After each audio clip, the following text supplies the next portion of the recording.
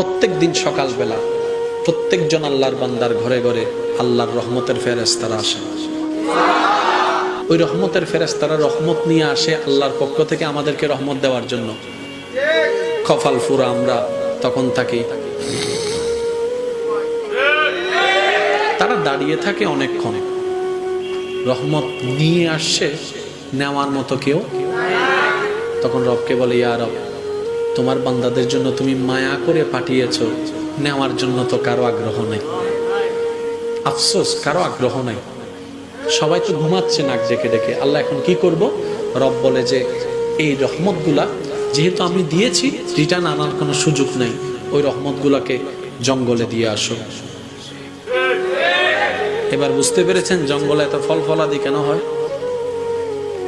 জঙ্গলে গিয়ে কেউ কখনো গাছ রোপণ করছি আমরা? আমি শুনতে পাই না, আর একটু জোরে বলেন।